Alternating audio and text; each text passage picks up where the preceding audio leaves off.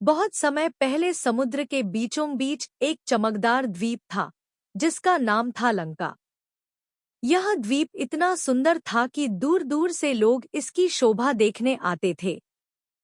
सोने से बने महल, हीरे जवाहरात से सजी दीवारें और हर ओर खिले फूल इसे स्वर्ग से भी सुंदर बनाते थे।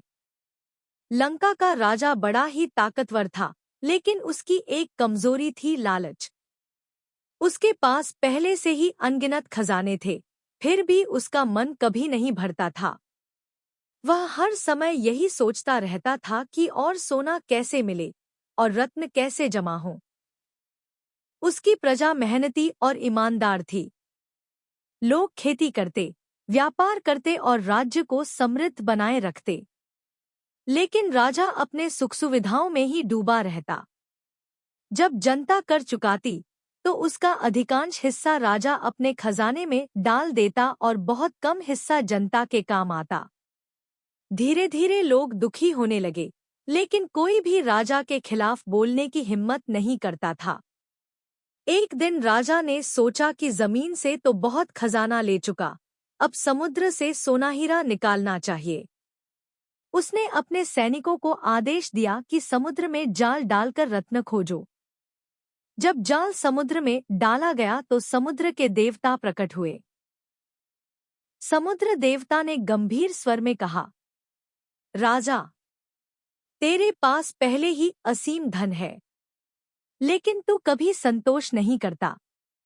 याद रख, लालच हमेशा विनाश की ओर ले जाता है।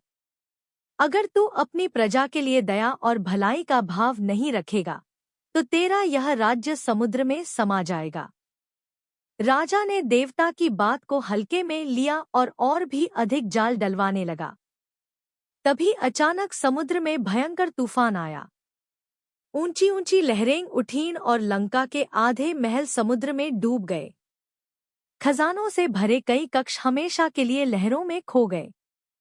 राजा भयभीत हो उठा। उसने समुद्र देवता से क्षमा मांगी। देवता ने कहा, राजा, अब भी समय है। यदि तू लालच छोड़कर अपनी प्रजा की भलाई करेगा, तो लंका फिर से समृद्ध होगी। उस दिन के बाद राजा का हृदय बदल गया। उसने अपने खजाने का बड़ा हिस्सा जनता में बांट दिया। गरीबों को अनाज मिला, किसानों को जमीन और व्यापारियों को सुविधा। धीरे धीरे लंका पहले से भी अधिक समृद्ध और खुशहाल हो गया। लालच का परिणाम हमेशा बुरा होता है। सच्चा सुख दूसरों के साथ बांटने और संतोष में ही है।